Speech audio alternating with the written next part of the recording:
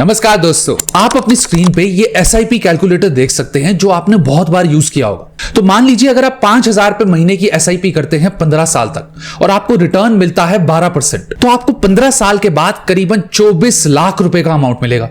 उसी तरीके से अगर आप 10,000 रुपए महीने की एसआईपी करते हैं 15 साल तक तो आपको करीबन 48 लाख रुपए का अमाउंट मिलेगा। वहीं 15,000 की करते हैं तो 72 लाख रुपए का अमाउंट मिलेगा। वही 20,000 रुपए की एसआईपी करते हैं तो भाई साहब मुबारक हो, आप करोड़पति बन गए। कितना अच्छा लगता है ये सब देखने में। लेकिन दोस्तों, अगर मैं कहूं कि आप जिंदगी भर भी एसआईपी करके इस अमाउंट तक नहीं पहुंच पाएंगे जो ये कैलकुलेटर दिखा रहा है, और आपका रिटर्न ये 12% की जगह 0 भी हो सकता है या नेगेटिव माइनस में भी जा सकता है। तो दोस्तों, अगर आप भी एसआईपी करते हैं तो सिर्फ अगले 5 मिनट मुझे दे दीजिए और मैं आपकी आंखें खोल दूंगा। तो सबसे पहले दोस्तों, आप अपनी स्क्रीन पे कुछ डेटा देख सकते हैं। तो जैसा कि आप देख सकते हैं कि अगर आपने जापान की स्टॉक मार्केट में पिछले 30 साल से लगातार एसआईपी की होती तो आज आपको 0 रिटर्न मिलता। जी हां, 0। लेकिन दोस्तों, अब आप में से बहुत लोग कहेंगे यार जापान और इंडिया की पॉपुलेशन में इतना फर्क है, यहां तो इतने लोग हैं, इतने इन्वेस्टर हैं। तो अब ऐसा करते हैं, बात करते हैं इंडिया की। तो दोस्तों, आप अपनी स्क्रीन पे अब फिर से एक बार एसआईपी कैलकुलेटर देख सकते हैं और अब मैं आपको बताता हूं कि यह कैलकुलेटर आपको कैसे बेवकूफ बनाता है। तो दोस्तों, सबसे पहले मान लीजिए अगर मैं 10,000 रुपए महीने की एसआईपी करता हूं अगले 15 साल के लिए तो मुझे करीबन 48 लाख रुपए का अमाउंट मिलेगा 15 साल के बाद, यानी करीबन 29,60,000 का प्रॉफिट होगा मुझे। लेकिन दोस्तों, आप ये 48 लाख के अमाउंट तक कभी पहुंचेंगे ही नहीं। और अब मैं आपको दिखाता हूं कैसे। अगर आप इसी कैलकुलेटर में थोड़ा नीचे स्क्रॉल डाउन करेंगे और नीचे आएंगे तो आप इसमें साफ साफ पढ़ सकते हैं कि इसमें एक्सपेंस रेशियो और एग्जिट लोड इंक्लूडेड ही नहीं है। और इसलिए दोस्तों, अब मैं आपको दिखाता हूं असली एसआईपी की कैलकुलेशन। तो दोस्तों, जैसा कि आप अपनी स्क्रीन पे देख सकते हैं, तो मान लीजिए आप एसआईपी करते हैं 10,000 रुपए महीने की, आप एक्सपेक्टेड रिटर्न रखते हैं 12% की, लॉन्ग टर्म में 12% तो आपको मिल ही जाएगा। तो आपका फाइनल अमाउंट हो गया 15 साल के बाद 50,40,000।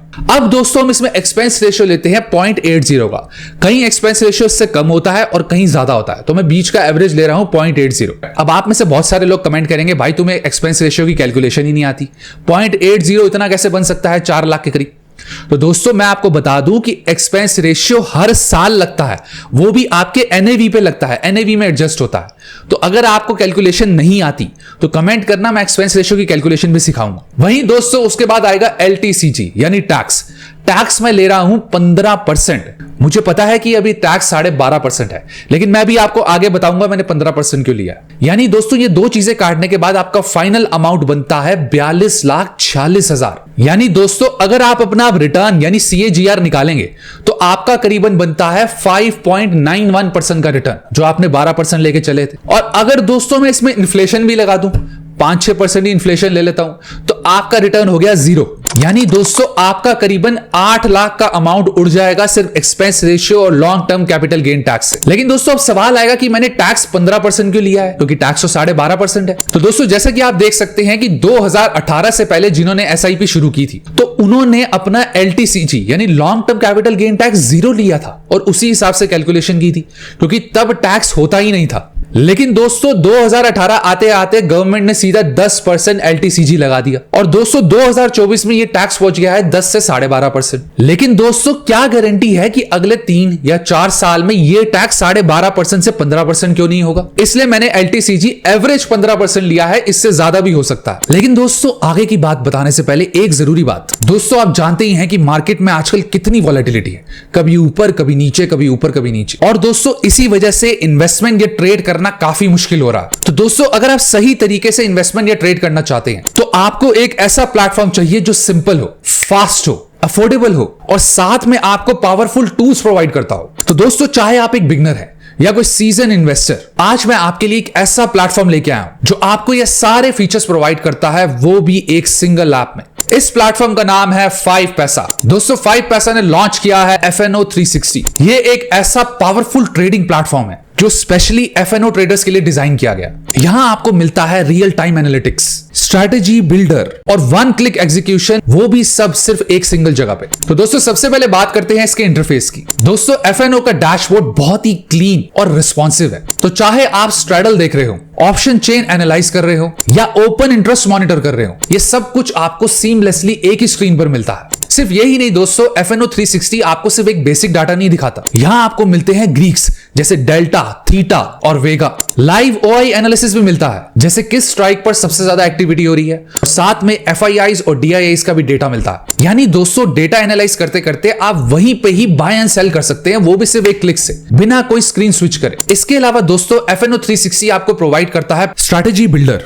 जैसे buy call spread, bearish, bullish या न्यूट्रल, और आप इन्हें कस्टमाइज भी कर सकते हैं स्ट्राइक प्राइस या लॉट साइज के हिसाब से। सिर्फ ये ही नहीं दोस्तों, आप जो भी ट्रेड्स करते हैं वो लाइव ऑप्शन चेंज में रिफ्लेक्ट होते हैं, जैसे quantity, PNL, buy sell etcetera. सिर्फ यही नहीं दोस्तों, FNO 360 आपको प्रोवाइड करता है real time market sentiment, India VIX का चार्ट, multi strike OI analysis, strategy builder with pay off और FII DIIs की एक्टिविटीज। यानी दोस्तों अगर आप ट्रेडिंग को सीरियसली लेते हो और चाहते हो एक ऐसा टूल जो आपकी स्प्रेड, एक्टिविटी और प्रॉफिटेबिलिटी तीनों को ही बढ़ा दे, तो आज ही ट्राई करो 5 पैसा का FNO 360। लिंक डिस्क्रिप्शन और कमेंट बॉक्स में मिल जाएगा, डू चेक इट आउट। अब वापस आते हैं अपनी वीडियो पे। अब दोस्तों ये सब देखने के बाद क्या SIP बंद कर देनी चाहिए? बिल्कुल नहीं। क्या मैंने बंद कर दी है? बिल्कुल नहीं। अब मैं आपको इसका सॉल्यूशन बताता हूं। तो दोस्तों अब आप अपनी स्क्रीन पे दोबारा से SIP की कैलकुलेशन देख सकते हैं।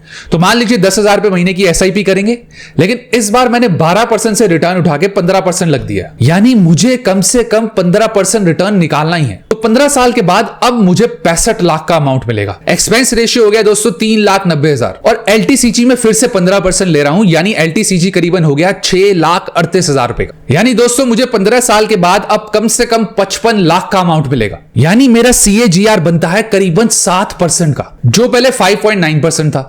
यानी दोस्तों मैं इन्फ्लेशन को 2-3% से बीट कर दूंगा। लेकिन दोस्तों अब ये 15% देख के तो बहुत अच्छा लगता है, लेकिन ये 15% बनेगा कैसे? तो दोस्तों सबसे पहले मैं आपको अपने खुद के पोर्टफोलियो की कहानी बताता हूं। मेरे पास जो बेस है वो दोस्तों वो 3 फंड का है, एक है फ्लेक्सी, एक है मिड और एक है स्मॉल।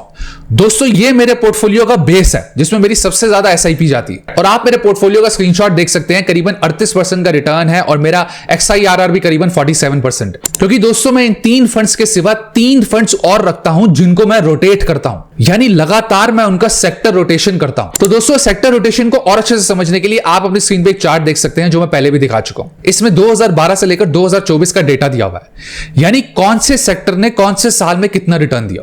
तो आप यहां पे एक पैटर्न देख सकते हैं। तो दोस्तों जैसे कि आप 2021 में देख सकते हैं, प्राइवेट बैंक्स ने सिर्फ 4.9% का रिटर्न दिया, यानी बिल्कुल पिटे हुए थे प्राइवेट बैंक्स 2021 में।